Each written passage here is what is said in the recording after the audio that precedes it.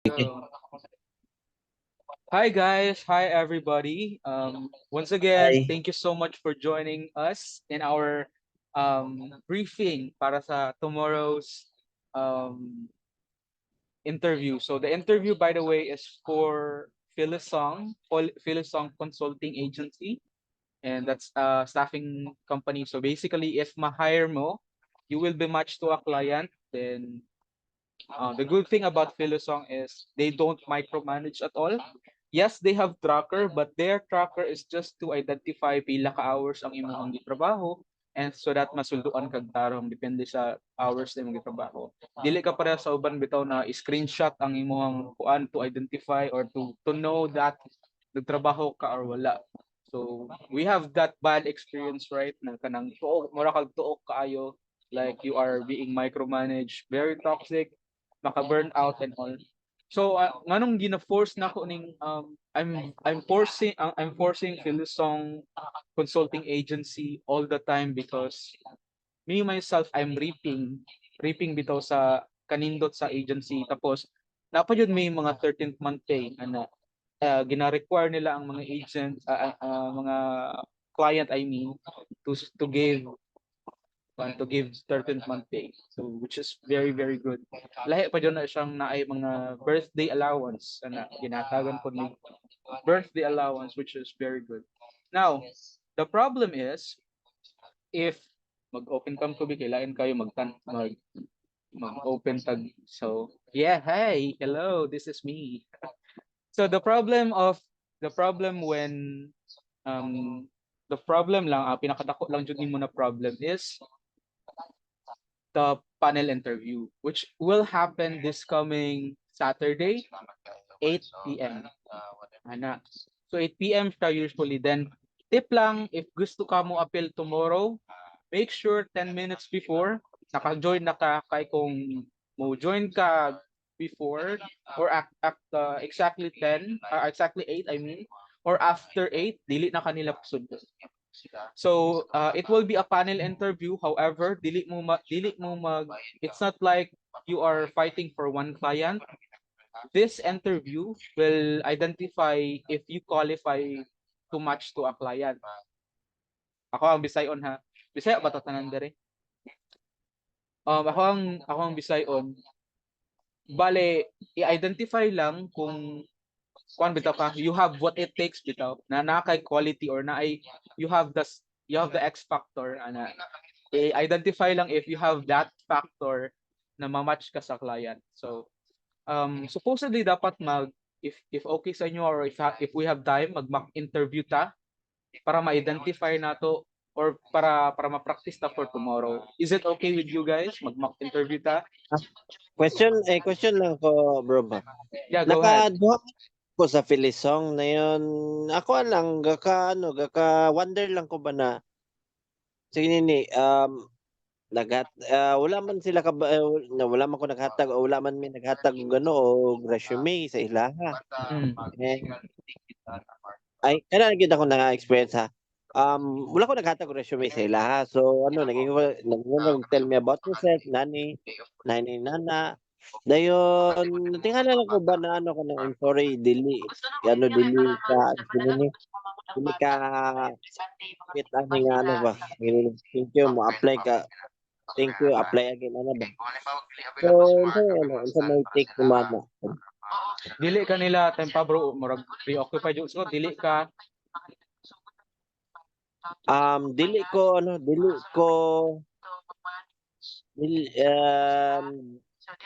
sige nini, wala ko naghatag resume sa ilaha. Ang oh ina nya. lang, "Tell me about yourself, unsa akong gi-applyan," ano na. Mm. Um, Mao rin 'to nga naingon lang sila na ano nga ano on right there and then moingon sila na, "Sorry dili ka ano ka na sorry Dili ka fit. dili ka pasar sa interview," ano na ba. Mm. So ang kuan bro, it's there's many factor but usually the factor is kanang imong skill set dili walay client na mo match sa imong skill set.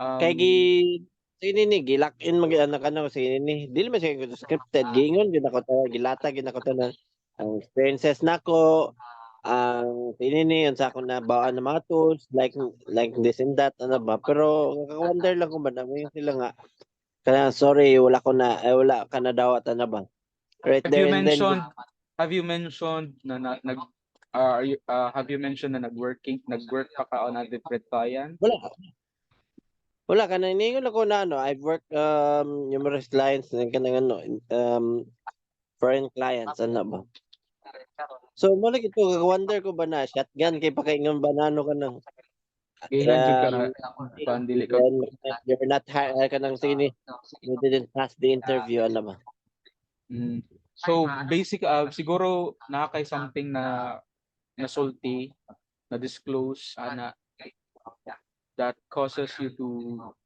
para dili matawat. So make sure guys to again sama sa pero naay giingon mo ni sugod daw ay mo sulod. Wala man. ha Nay mo ay sulod. mga sa meeting ID daw kay di daw Adara sila na kasulod suggest na ana. ninyo walay na kanin walay ninyo sa udo sila kasulod sa 970 7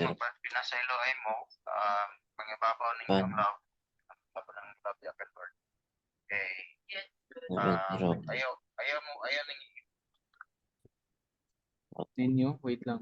Nasad naman na ako. 7 Sige, oh sige. pero link naman to na kay password ni imo ha Kailangan na yung password. Wait lang. naman E3, ni passcode good 1748 capital E3, capital E, 3, N, capital S, 9, T.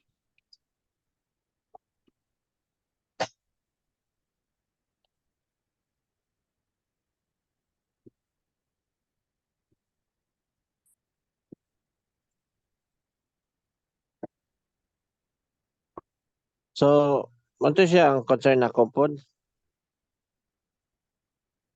yaw si Jess no Tingala siguro siya kay wala tay gibuhat. All right, so padayon ta guys. Inana lang, there's a lot of factors guys na dili mo madawat and that's very the reason why nganong give brief ta mo is for you to at least naabitay something na pointers para ma naamoy malikaya, naamoy likaya na isulti or whatsoever. So again, you need to highlight your skills, your work yeah. experience. Aside from work experience, also mention tools. Tapos mention also the the industries that you have worked with. Example, um, real estate, property management, e-commerce, and mention that. Mention the industry you have worked with. Tapos, if you have awards, recognitions, if you have, let's see, example, if nag-work mo as multimedia sa church or you've been a social media manager for or you've handled social media accounts, etc. So, i-mention dyan na ninyo tanan and avoid sounding like kana bitong murag atik na kay paminawon like ako kanang kuan ko kanang akong client na milyonaryo tungod sa akong serbisyo. No, you should avoid that.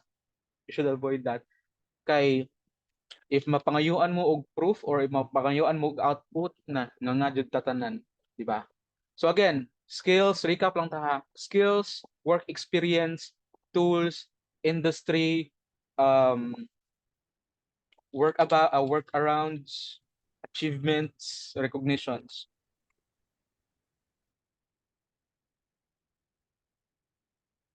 So example na to guys ha. Hi, my name is Rafael Kaputulan and I'm from Davao del Sur. Um, well, I just wanted to share, I just wanted to share my work experience. I've been a BPO agent for roughly around 4 years, specializing in customer service, billing and sales, retention, and technical support. I have also been I was promoted as a team leader and I was promoted as a subject matter expert and later on promoted as a team leader. Now, my task was to manage agents, make sure that agents reach to their KPIs or key performance indicator. And I also make sure that you know the numbers of calls are you know distributed properly, so on and so forth. So I started virtual assistant way back 2017. So I started as a cold caller for a real estate campaign. Um, I Most of my clients is on Indiana, Tennessee, and Texas. So we reach out to clients, we inform them about we inform them of why we're calling. Then we ask about we ask about their property. Then once we have closed the deal, then eventually we will refer them over to our second level of support, or the higher level support. Then they will be the one who will close the deal. Aside from being a cold caller, I'm also a social media manager. I manage multiple social media account on my I manage multiple personal social media account, and I also have the experience to manage other people's account. So I have managed our church social media account. So what I do is I make sure that the online presence, our church social media is present on all social media platform. At the same time, I am the one who do the graphics, video editing. So I'm also a graphic designer, by the way, a video editor, a data entry specialist, a lead generator, and I also develop website. So, what I do for fun is I'm into creatives. So I like to draw, I like to sing, I like to dance. I like to explore new things and all. So I guess that's all I could share, and I hope that impresses you. Thank you, Anna. So if you if nadunggan to nimo if nadunggan to nimo, I did not mention any specific red flags. Like I share personal information to my colleague, so never mention red flags, such as especially kanang mga sweldo nimo, or nihawa ka sa inyo. Yes bro, nganong nihawa ka sa inyong company, never mention that. As much as possible, ayaw nag-i-mention, guys. Never mention that, because that's automatic red flag, and eventually you will not be hired. So, inani on na to bro ha, kay para we will give chance to other people. Pero ikaw bro, mo makol ka? Ano yung ganang mock interview, I mean, para Mo good mock na interview ka? Oh, sige. ma-set ang expectations with the good na sige ni sing ma-shotgun na punta.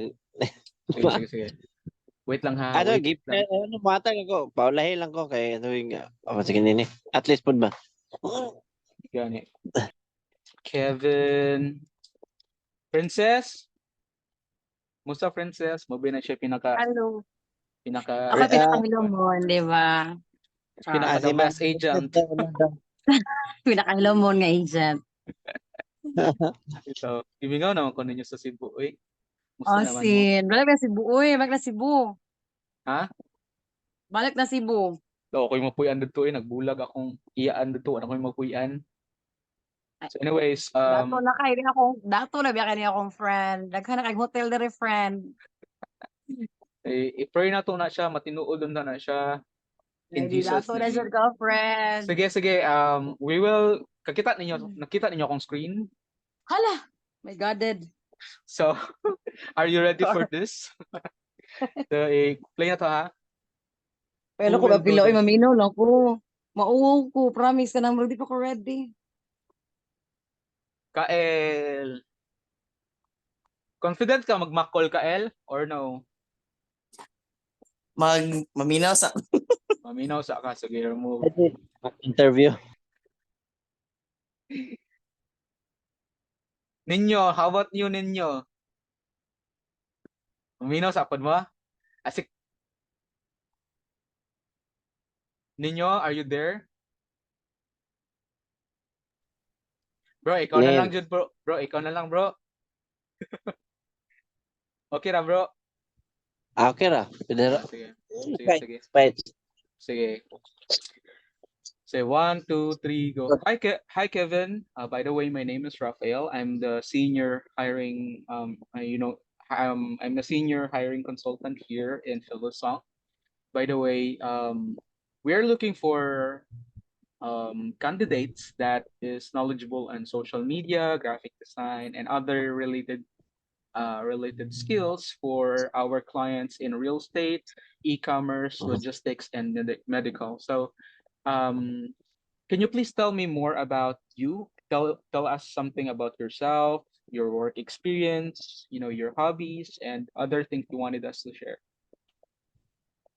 Hi, by the way, I'm John Kevin Muller, and I'm from Cagayan de Oro, Mindanao, Philippines. So the position that I am applying is a graphic designer, Mhm. because and also a basic social media manager as well. So the skill sets that I have is I do edit photos, and also I do graphics, and especially e-commerce, and also as well, in my latter years, in my job experience before, I was a uh, customer service representative for about a year, and also I was a graphic designer in my church. I do graphics, and also social media, manage social media accounts of my church, and as well I do, um, the tools that I have is the tools that I use is Adobe Photoshop, Canva, Adobe Illustrator, and also Corel Draw. That's all. Very wonderful, wonderful. So, you mentioned earlier that, correct me if I'm wrong, you've mentioned you have experience with e-commerce. Yeah. Yeah, could you please tell me more about it? I have been working. It's not like it's like Amazon. I work with a small e-commerce company. It's like e- Amazon and Shopify. So the work there I had is I'm the one who edit the products of the company, such as kitchen utensils, and other cooking wares that would be posted in their website. So yeah, that's my experience as a e-commerce graphic designer. Wonderful. All right. So we're looking for social media manager as well. You mentioned earlier you do basic social media management. So could you please tell me what makes you say basic? In which I'm saying that it is I do basic social media management. I do graphic designs for the for the social media accounts like Facebook and Instagram, and also I do a little bit of Facebook Reels as well, and I do manage schedule the posts using our tool, which is Buffer. So it's a social media management calendar tool. So in which that I schedule all the graphics and also all the captions that is used and that would be posted in that month as well. So that what I meant, basic social media management. All right. Okay. I understand. Thank you Bec- so much. And what are the tools that since you highly emphasize graphic design, right? So what are the tools that you use for graphic The design? tools that Mhm. The tools that I use, they're Adobe Photoshop and Adobe Illustrator, and a little bit of Adobe Lightroom, and as well Corel Draw for a little bit of logo. I use that for logo making as well. Wonderful. Wow, you sounds like you are into digital arts, right? By the way, you mentioned Reel earlier. We are looking for someone who can do social media, who can do graphic, which I believe you are already qualified for the graphics part. But how proficient are you when it comes to video editing? So, um, I would rate myself as a video editor. From the scale to 1 to 10, I would say around 4. So because I Four am out right of now what? 4 out of 10. Because as I have said that I am focusing on my skill set as a graphic designer, but I'm not really into video editing. But I do video editing stuff if the client would ask me to. So I have uh, not a little knowledge about it, but a um, proficient knowledge in that field.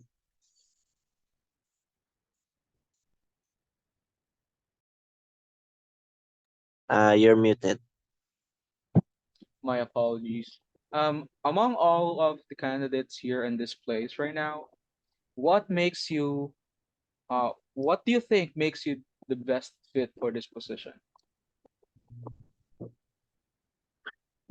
So I can say that I am the of all the candidates here uh, in the midst. I would say that I can do what the client would say and tells me to do, because as the saying goes that learning is a eternal thing.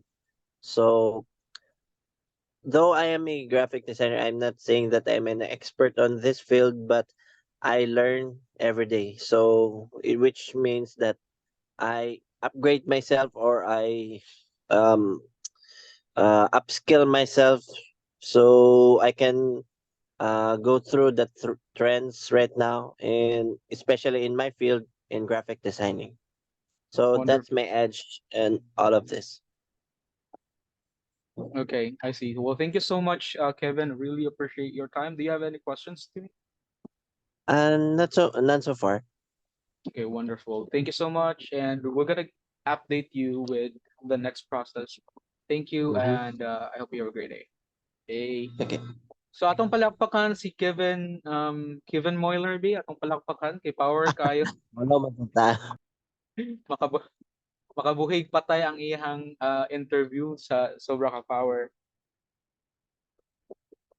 So anyways guys, any suggestions, any comments, any violent reaction sa interview namo or sa interview ni Kevin? Wala mo'y masulti, namoy masulti, namoy kuan, namoy Kulba. ikaliba. Kulba siya? Kulba no?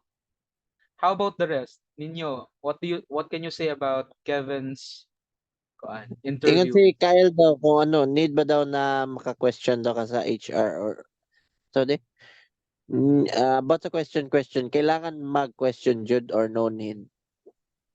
About sa question, kailangan mag-question jud or Ako no ay need? katubag lang po na Kyle pod sa question is like, it depends sa ano, sa kanang like, sa ako nabasahan lang nako sa ano, isa ka website lang po kay it's okay to question man kung related lang siya sa ano, sa job or sa ano ka nang, I mean, kay in that way you're interested ba sa Mm, you're showing your interest in that, you're showing your interest na ma-apply ka ba to as a true. oh. Pero ano, I'm not saying na ano, bawal mag-question na ganang, it depends sa banyo. Pero mas may putong maka-question pa ba. So ako lang is mag di na po ko ginagano daghan taas pag storya bitaw kay panel interview. Mm, Pwede rin na siya, magamit na siya kung one-on-one interview na siya. yes, yes. Kaya maka-wait mo na. Tama. Ano? And Kevin is correct because I believe unsa giingon ni Kael is the last part kanang need jud ba daw mag-question sa last part, like do you have any questions to me? I believe mao na imong gipasabot Kael no. So that shows interest man good if kanang pangutanon ka na sa client, that shows interest sa company ana. And tama si Kevin, kanang that is to assess how bad you want the do you need the position. Kung mag-ingon man ka wala na koy question, mura ra bitaw ganang wala na muli na to oy kay human misa nakakauna bitaw ta murag inana ang dating sa ilaha ba. So tell them, give them signs that you are interested. Ask questions such as, you know, how do you manage your agents? Like, you know, how does working looks like? How does working with you looks like? Ana bitaw? Do you micromanage? Ana, how do you provide support to your agents? Mga inana na kuan ba kanang ina bitaw as if na hired na ka. Mga inana na question. So let's go to the room for improvements. Naglista ko og mga room for improvements kay Kevin. So the first thing na ako ang na-notice is there are some words na nasulti ni Kevin that kanang murag nakabagting bitaw sa or naka-catch sa akong attention, which is basic. Di ba nangutan ako si Moha, you say basic. So never say basic in on a panel interview, because when you say basic, that means that you are least among the rest or nakapay mas better sa imo. So you may remove basic, a little, but sama sa ko ani kael, you should remove those words. Like when you say and also be confident. Like I'm a social media manager. I'm a graphic designer for almost 2 years, 3 years. Um, it may sound bad or it may sound kanang cocky, like murag hambugero kay kana uy maayo kay ko na social media manager, but expectedly mao na mao na gina-expect sa mga client na imo ang isulti because you are selling yourself panel interview ni kanang gusto nimo na mo stand out. Kung moingon lang kag kanang inanira ko don't dili ka mo stand out, then that will give us or that will give me an impression that you're not the best and I can maybe find other people na best. The next is you need to have sequence when delivering your answer. You need to have sequence. Mao tong nag-send ko sa imo og um pattern board or format. So you need to have sequence. Like kung kato bro, ayo lag kuan bro ha, ayo lag ka offend, like murag ka nang you are here, then nibalik ka sa tools, then niadto na pud ka sa skills, niadto ka sa mga kuan, murag wala siya sequence. Kay the importance of sequence is para bitaw ka nang wala na mapangutana si client or wala na mapangutana si HR kay gisulta na namong skills. After sa imong skills, applications, which is work experience. After sa work experience, of course, nag-work ka, you need tools. So you need to say the tools that you know. As also a piece of advice when saying your skills or when giving your skills, dapat all in na from macro to micro detail. Yes, not dili kay ta tama na siya bro, but we should not go deeper kay the more deep you go, the more questions that will be thrown back to you. Kay mga tanong man na sila. So as much as possible, very detailed, however, not very detailed na murag kuan bitaw, very detailed na murag general informations about you. Because now by second interview, third interview, and so on and so forth. So just make sure to make your answer detailed, precise. Kanang kuan jud siya kanang mutugma jud siya sa imong gipangsulti. Because once you have a format or a pattern, it will go well man good. Skills, work experience, tools, industry na imong natrabahuan, mga sideline, mga extracurricular like managing social media outside work or providing service locally, mga work around nimo, achievement, recognitions, hobby, inana. So you need to have a pattern, and siguro mag-discuss ta na later. Be confident bro, then also need to specify palangitan pangutan-on ka mga this apply to backup questions, like you need to specify nag-ingon ka didto kaganihan na Amazon or Shopify murag ana. So I don't usually HR don't accept murag ana. They need to be precise. you need to provide precise answer. Like for example, bro, kalimot ko sa pangalan kay naa man siya inana kay dala sa kakulba bitaw. So if just in case you forgot, then you said I've worked with a company, murag company. Just generalize it. Don't try to give out or don't try to kana bitaw maghatag og name. Then kato lastly bro, katong how do you rate your skills? Never ever kung mag-rate gani kasi mo skills bro mga naara sa 8 to 10, you should not give yourself 4 because kanang mag-ingon sila 4 ay mutuo ba sila nimo. I believe in you 4 ay okay. You're probably not the best for me or you're not the one for me because I want the best. Mga clients they go to staffing agency because they think na nasala na siya. Mura bitog nasala na. Unlike compared to direct client ka, kung agency man good murag expected na sa client na nasala na. Then if you just rate yourself for eventually sa first filter pa lang, sa first salaan pa lang, out na ka. So we do have a minute now. Do you have any questions, clarifications? Do you want to continue? Do you want somebody to try another mock interview? Do you find this useful? Do you find this beneficial? You can open your mic if okay lang. Ilang. Okay lang. So wala na questions, clarifications. Nin, basig naa ka nin. Para ano, prepare ka uma basig sa exam, Interview. sa imong interview. Yonins. Papert. Wala. So pwede ta mag-open open og camera picture talent para